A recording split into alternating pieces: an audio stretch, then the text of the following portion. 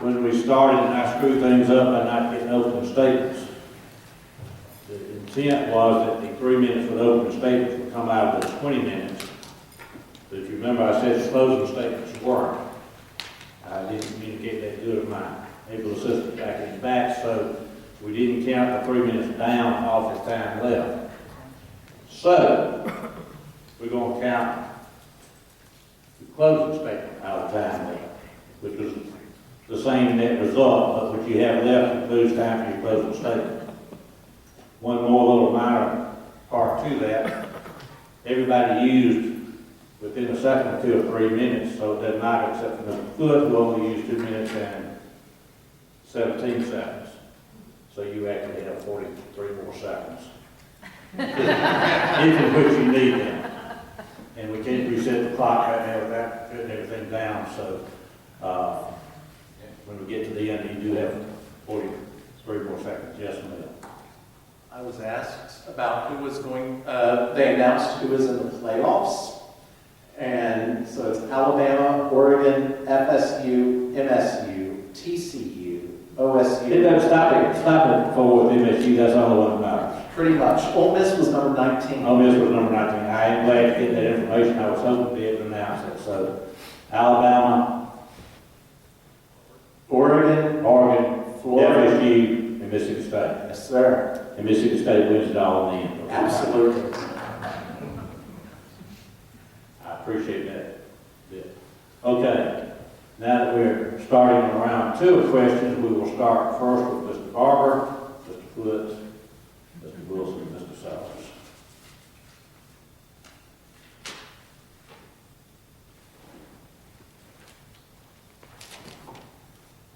Some of these questions sound like things other people have said. It's amazing that they don't end up with the same person.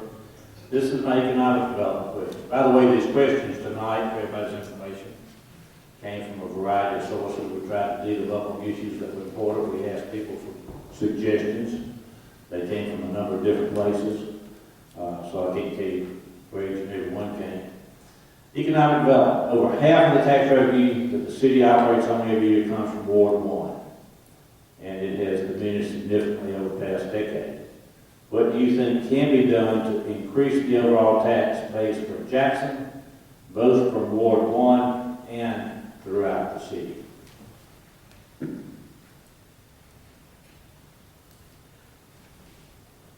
can start by making people feel safe in the city. That's the most important thing. Secondly, you need roads you can ride on. You need to feel safe for your person. You also need to feel safe for the undercarriage of your car. And when you ride around parts of the city, your car's about to fall apart. People go elsewhere. When you got towns like Clinton's got 1/8 the road mileage that Jackson has. Clinton spends more money paving roads every year than Jackson. It's simple. Put your money where your priorities are. We have a big project going, the East Oak project we've all mentioned.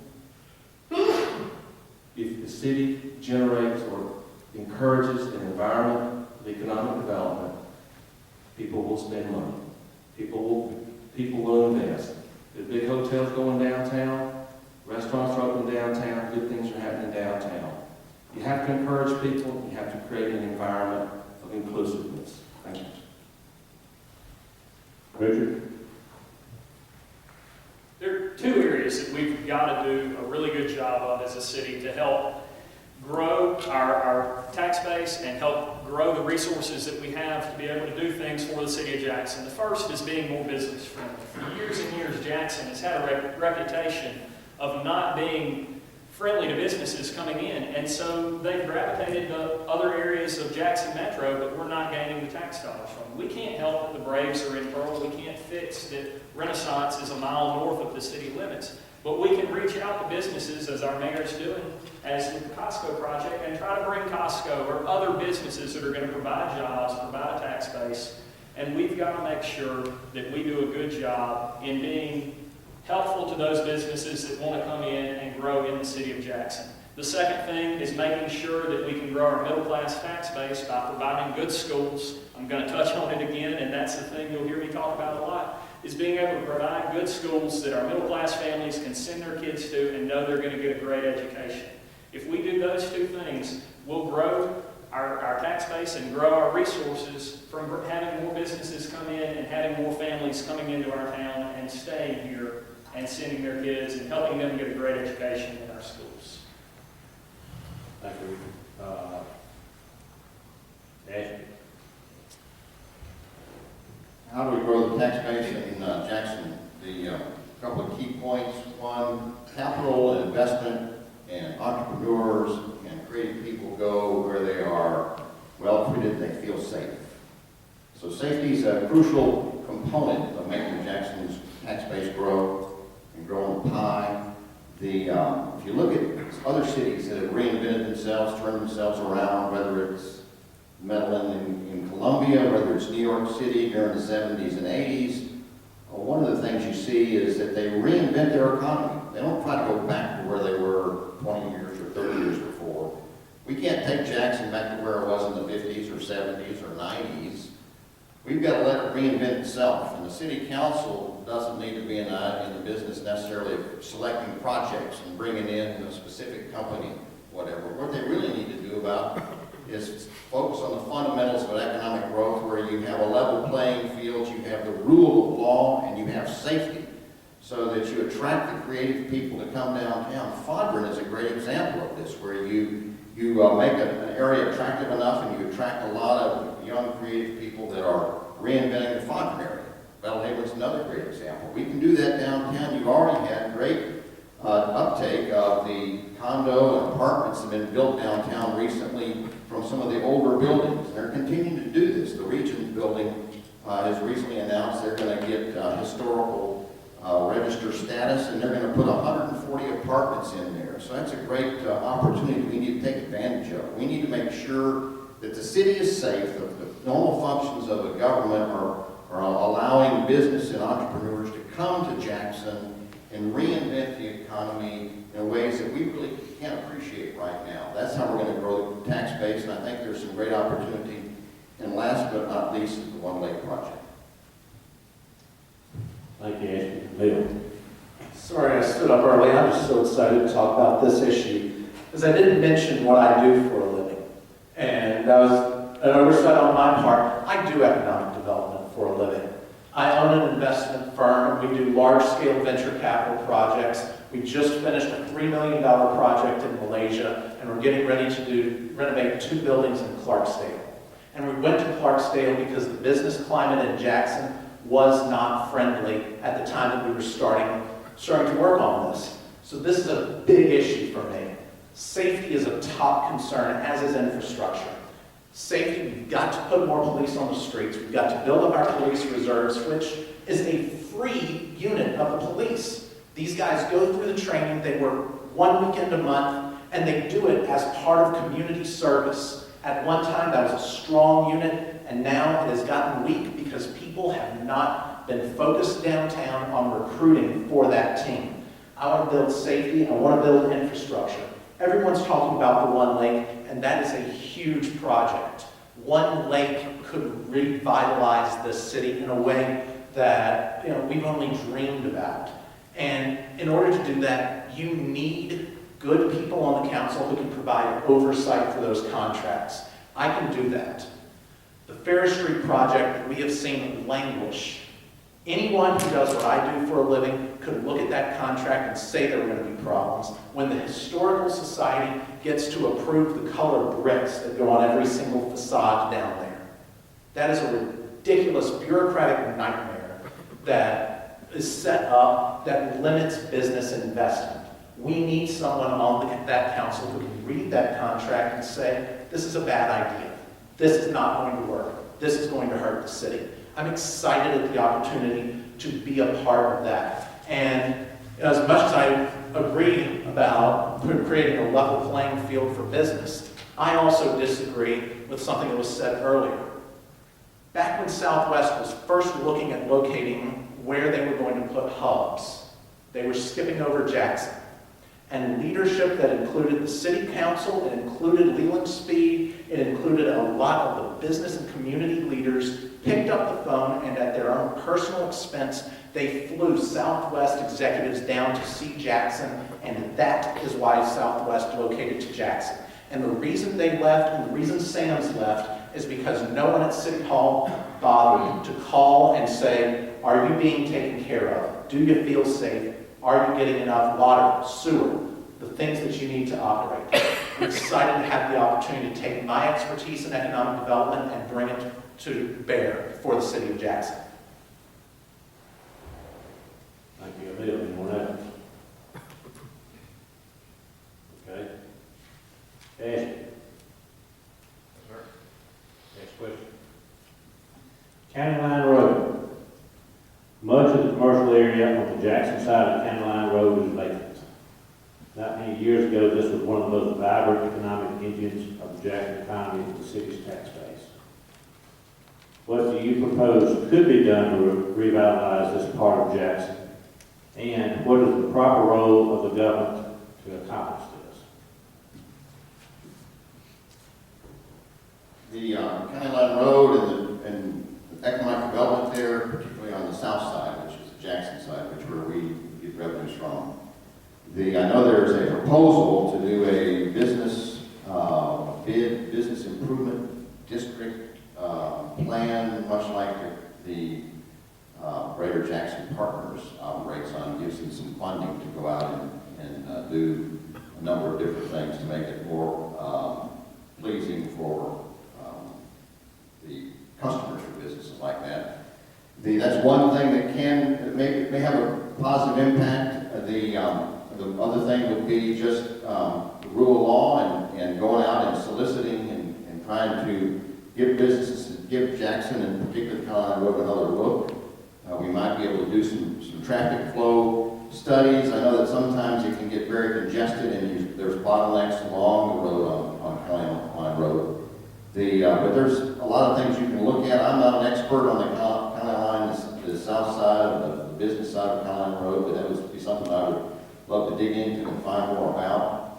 But I think that there's enough infrastructure there already in place that it's worth making an effort to try to attract new businesses to come in there and take some of that space. Charles? Thank you. I enjoyed hearing the last part of your question, what is the role of government? The city should not get involved in trying to help people move into buildings. It's the city that has run off most of the people that are in buildings now. Puckett Machinery tried to get some help out on Highway 80 a few years ago. The city got involved. Now Puckett Machinery resides in Flowood, where the taxes are 66% less. The taxes in Jackson are 58 mills. The taxes in Flowood 20, 66% lower. It appears to me that a lot of the big box stores on County Line Road are being refilled. Apparently, the laws of economics are in play. The rents are going down, and the properties are being rented. I would love for them to have high-end stores, but if that's not going to work, then the stores that are living in there now, they're collecting sales tax, they're paying their rent, and they're paying their taxes. Until the roads get better and protection of the police gets better, that's what we're going to have. I am glad to see that a lot of those stores are refilling them. Thank you. Richard? For County Line Road to improve, or for any area in Jackson to improve, we've got to improve what we're doing for those businesses as far as making sure that they're safe and that the area around them is protected by our police force. We've got to ensure that our employees can live in the city and send their kids to good schools and feel good about the city they're living in. We've got to do a better job of being business friendly that we have not done in the past, and we've got to reach out to new businesses to come in and fill those vacant spots. Thank you, Bill. I would say we should limit how many times we can say safety and infrastructure in this debate, but the bottom line is that that's the answer to a lot of our questions. People aren't traveling on County Line Road to spend money because they are concerned about traffic, and they're concerned about safety. North Park Mall has done a massive ad campaign in especially the Ridgeland community, and they've reinforced their security to make people feel safe, and their revenues have been going up. We need to put in place security measures that are not only making people actually safe, but also make them feel safe. We need to do that to bring business to County Line, and quite frankly, we need to be reaching out. As a city, our leadership needs to be reaching out to businesses, especially these big box groups, and saying, hey, locate to Jackson. This is going to sound really silly, but ask your children about it. When traveling and driving down, people literally drive out of their way to a different city to go eat lunch at a Chipotle. Now, I mean, it sounds kind of ridiculous, that sort of, food tourism, but it happens. No one from Jackson, at least to any of our knowledge, is reaching out to not just Chipotle, but other restaurants, other big box chains, trying to get them to locate to Jackson, just like they got Southwest. We need an active city council, an active group that is not only reaching out themselves, but is the network. The city council can only do so much, but they need to be the ones who are connecting the people like Leland Speed, like McGowan, the people who solve problems in a business sense with the existing problems. That's how we get things done, is by a city council that is engaged in their community and is able to connect local businessmen, local leaders with the problems, and national leaders with the problems. It all starts and ends with engagement. Thank you. Item Hill, be your question. I swear to God, I'm pulling these things out. And I asked the way these will work out is going to be. Now, this one's just, I know what's left. Smith Wills Park property. Recently, the mayor proposed a rezoning of a portion of the property around Smith Wills Stadium to make it available for commercial development. Assuming for the moment, any deed restrictions on this property could be resolved by the legislature. What is your opinion about the proposed rezoning of this property, making it available for commercial use? I think that none of us really have a well-educated opinion on that. And it's because the city has not released a lot of the research, a lot of the data that went into that. And that's a big concern. I'd love to tell you I have great answers for it.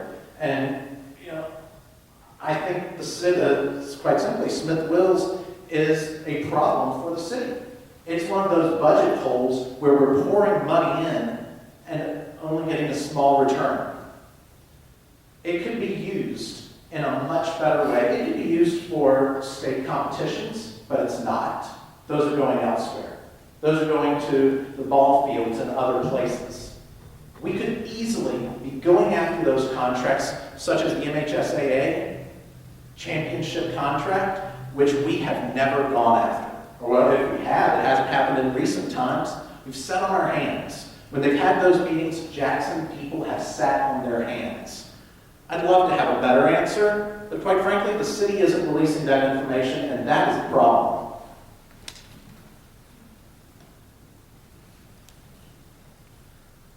Okay, Charles?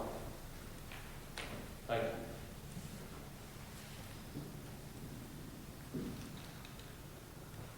I mentioned earlier, I don't think the city should be in the economic development business directly.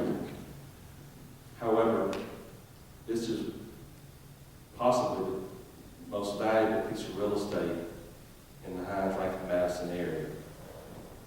The city should take a hard look, working with the state, working with the county economic development district, to look at the highest and best use of this.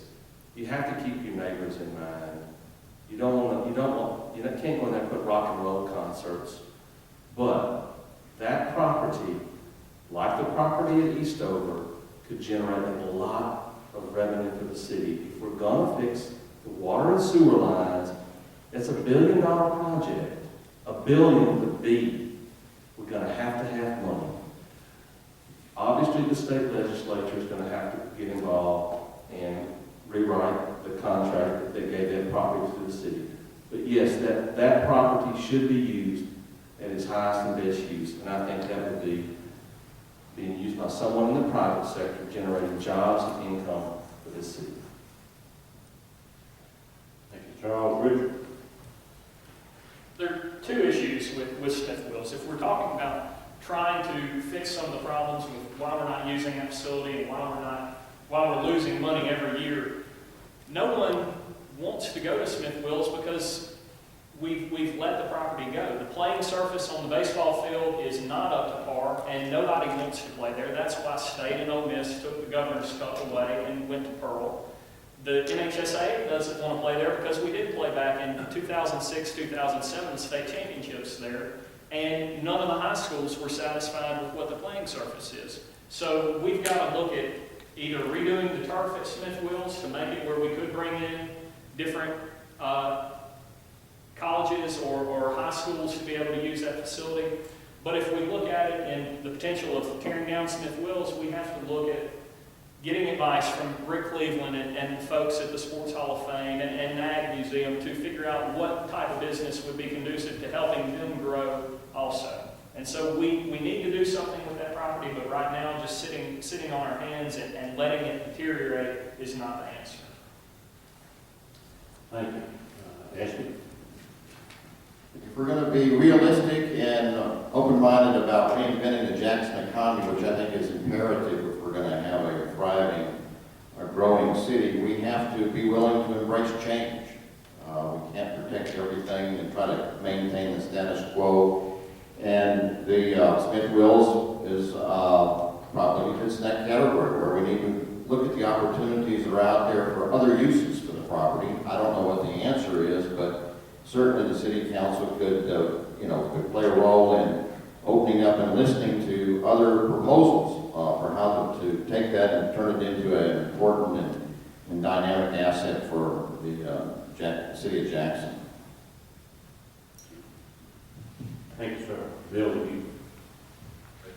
All of this started because of the arguments over cost code, which quite frankly shows where the problem with the city is. We were bending over backwards to bring in a company, which don't get me wrong, I've talked a lot about bringing in companies. But let's look at the Madison platform. Mayor Mary, people said her standing up to Walmart was going to be a disaster. And you know what? That is now the Walmart that Walmarts across the country are built based upon.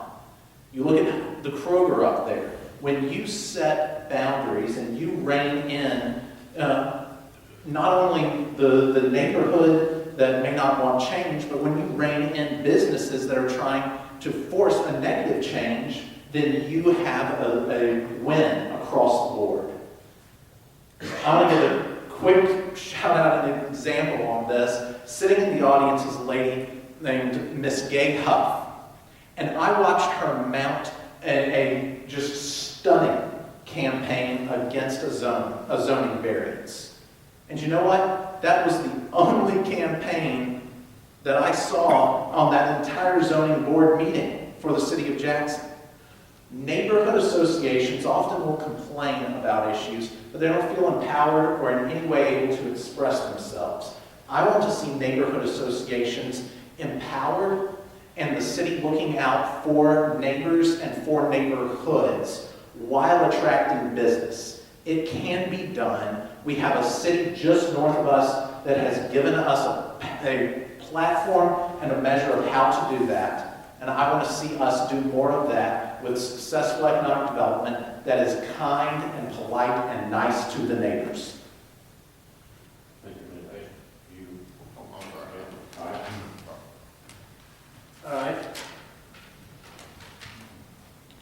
As you know, Johnny Carson routine, I had it last. Okay. And Richard, the reason I was laughing a minute ago about how these work out, this one was on education. And as I said, this is the way it goes. A large part of the property taxes paid by the citizens of Ward 1 go to the operation of Jackson Public Schools.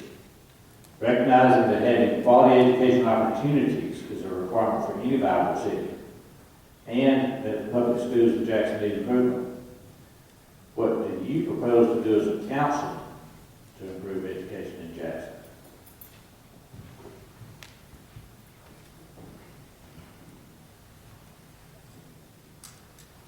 There are two things that Jackson's got to do to really make sure that the schools are successful. We've got to work with the entire community in embracing the idea that JPS success is Jackson's success. And I think the new superintendent, Dr. Gray, is doing a good job in trying to change some of the dynamics within JPS that have plagued it for years. Our administrative costs at JPS are high, and I think that is one negative that he has, but he's got a lot of positives going for him. He's working with groups like Alignment Jackson. They're following models that were used in Nashville to improve their graduation rates drastically over about an 8-year period, from roughly the same as ours, about 65% graduation rates, to right around 80% graduation rates. And we've got to work with the folks at Alignment Jackson, work with our different partnerships with Jackson Public Schools to make sure that the schools are a strong place to send our kids. We are spending a ton of money in our schools, and so we've got to go in and make sure that the folks we're putting on the school board, the people we're hiring at the top of JPS and Dr. Gray, are going to be fiscally responsible and do a good job in budgeting the resources that JPS has into creating an environment where we can retain good teachers, and we're paying the teachers enough that they're able to stay and not move, but also that we're being responsible in where all of the money is going. Because per student, we're spending as much as anyone in the state, but the product is not reflective of that. So we've got to start in building those partnerships with outside groups, and also making sure that our community as a whole is taking pride in Jackson Public Schools. Thank you, Charles. No town is better than its public school system. Jackson Public Schools have been great for many years. They're not anymore. Until you admit you have a problem, you can't fix anything. When I watch television, I never hear anybody in Jackson Public Schools admit they have a problem. The problem for the city council is roads, bridges, and drainage, police, flood control, water and sewer lines. The city council realizes it has a problem. They've got to address these. I want to support the public schools. I'm going to support the public schools. I want to help make them stronger. I want to build a good school for our middle class. But the schools have got to look at themselves and make allowances. They have got to hold principals and teachers accountable. I don't think any teachers or principals have been fired for incompetence. We've got 100 principals, haven't even been fired. I don't know. They've got to look at themselves and look at themselves and start inside. The city has enough problems with roads, bridges, and drainage. That's where I'm going to focus, but I do want to support the public schools. Thank you.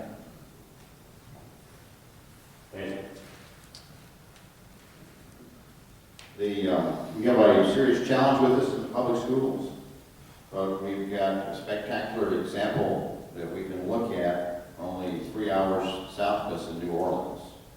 For those of you who don't know, the New Orleans has made a dramatic change in their school system, driven by the aftermath of Katrina, which did extraordinary damage to the city. And it basically gave them a clean slate to start over and reinvent what had been a very failing school system for the city of New Orleans. And now I believe it's 90% of the schools in New Orleans are charter schools, and all the test scores are up, the graduation rates are up. It's an extraordinary success story. We can look at that, and while we don't want to get the city flooded out by another hurricane, it bodes well for the potential. We're just starting a school now. We have a charter school that's getting underway down in Sidewall Road area in South Jackson. It's not going to, it takes a while to scale up to solve all of Jackson's school problems, but I think that's our best hope, is to really embrace this the charter school movement as fast as we can. It takes funding from the private sector, but if it's successful, I think the private sector is ready to step up and make the change because it makes such a huge difference for Jackson. Also the program from Nashville that we're trying to develop, the alignment Jackson, I think has a lot of promise as well. But I think the long-term solution for Jackson is to really embrace the charter school movement and look for opportunities to bring in charter schools, because not just that we're going to replace all the schools that are already there, but there's nothing like competition to really bring the best out in people, whether it's teachers or whether it's the administration, and to know that they've got to compete for that student and those student dollars, I think would be a real shot in the arm for Jackson's school system. Thank you, Ashley. Bill? Yeah. I'm a Jackson Public Schools grad, and my mother is actually a retired teacher. And education is incredibly important in retaining our middle class and building a better city, a city with a workforce. One of the jobs of city councilman is to be the person who connects the people with problems to the people with solutions. That starts with the charter schools. There's a charter school currently planned for Northeast Jackson. We need to get behind that. And we need to get behind partnerships such as one that was offered to the city and turned down, and that was a very generous philanthropist in the city offered to pay for the entire salary of the superintendent if they would just hire one of the more successful ones that he had picked out. And the city turned him down completely, didn't even look at his idea or suggestions. That would have been saving the city a huge amount of money, and it was completely ignored. Again, I come back to issues of safety. I was working in a JPS school about a year ago, and a fight had broken out between a couple of the students. Security guard drags them down, throws them in the principal's office. This is an elementary school. And she turns to me and she says, "Sweetie, this happens every day. This year is baby Iraq." When the violence in the schools is at that level, people are not going to feel safe. I mentioned the GI Bill for the cops. Just like a GI Bill that fast-tracks your chaplains, your JAG officers, I want to fast-track people with early childhood psychology, therapy degrees to become resource officers in the schools. There are a lot of great solutions. Our charter schools, a greater, stronger security force for JPS, but it all comes down to the council being the group of people, the team that connects those with problems to those with solutions. And that's what I hope to do for JPS. Thank you, Bill. Anyone else? Okay, it's now time for the closing statements. We'll start. Ashley? So we have 8 minutes and 8 seconds, is that right? Yeah. Plus 43. Plus 43. I'll take that long. Good. Thank you all for your attention tonight and your attendance at the event tonight, and thanks, Pete, for putting this together. The mic. What? Use your mic. Oh, I'm sorry. Excuse me, do I just start? I got plenty of time. No, it's a great honor to be here tonight and visit with you all and have a chance to share some views on Jackson and what the opportunities are and what the challenges are. Peter Drucker said, as a business advice, don't solve problems, pursue opportunities. Well, we've got to solve problems, but we also need to pursue the opportunities that Jackson has in front of it. And that's really, I think, crucial. If we can pursue the opportunity for economic development to reinvent the economy of downtown Jackson, then Ward 1 will be one of the biggest beneficiaries, and so will the rest of Jackson. And I think that's where the opportunity is. The One Lake project that Mr. McGowan's worked on for 20 years now, things are coming into alignment for that from the different authorities that have guidance over it and oversight over it. The Rankin-Hines Flood Control District, the Mr. McGowan himself, the City Council, the Corps of Engineers, the EPA, the people that live down the river from it. I think that's a great business opportunity. It's a great economic development opportunity that would really help just reinvent Jackson. We've also got all the young people who seem to really be intrigued and enjoy the urban lifestyle. And you're seeing them migrate to places like Fondren and downtown Jackson. So I think there's some great opportunities, but we have to have a city council that understands how to be business friendly, how to embrace the opportunities, not focus on maintaining the status quo, but embrace the change and how to exploit those opportunities and take advantage of them. That's an area that I've worked in for the past 35 years or so. We have to have an organizational structure that focuses on transparency, the rule of law, and getting rid of red tape. We've got too much red tape, and that gets in the way. It's very frustrating to businesses. So I think there's great opportunities there. I'm excited about the opportunity to be elected to city council, and I appreciate your consideration. Thank you, Ashton. Charles? Thank you, Pete. I want to thank all the voters for being out here tonight, especially you're taking your job as a citizen very seriously. I also want to thank my three fellow candidates. This has been a good race, and everybody's worked hard, and I know we've all busted our knuckles knocking on doors, and I want to thank all of y'all for running such a hard and clean race. I want to thank the church once again. I want to thank Pete. I really want to thank the family for being here tonight. Rosemary's here, and Alan's here, and Camille is not able to be here tonight. I want to remind you that I was your supervisor for 8 years. 8 years, 8 difficult budget surpluses, 2 credit upgrades. The city's credit has not been upgraded in a long time. Maybe since World War II. It's only gone down since the flood of '79. Can I fix that? I don't know. I have got your county's credit upgraded twice. 30 times I had to vote on tax increases. 30 times. I've never voted to raise your taxes, not a single time. In fact, I was generally able to cause enough friction or hard feelings within the other board members to get them, at least 2 of them to side with me. I was able to kill 28 tax increases out of 30. If you'll give me a chance to serve you again, I will do everything I can to work with my fellow council members to build a coalition that will live within the budget of the city and set up priorities within our budget. Street paving, maintenance and repair, the huge water and sewer upgrade that's coming, the adequate funding of the JPD, and the pursued funding and the authorization from the Corps of Engineers for the McGowan Flood Control Plan. You've got 4 strong candidates, any one of us would be a good council member. But I think that my past success working on the Democrat board, working with Democrats, gaining majorities by hook or by crook, separates me from the pack. They're all good guys.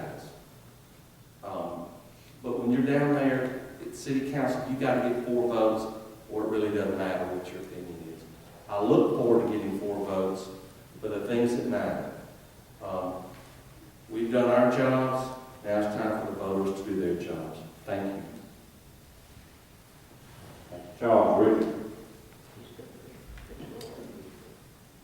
Thank you again for putting on this forum tonight for the Hinds County Republican Party to do this. It gives us another chance to discuss with voters what we're passionate about and how we want to see the city of Jackson grow.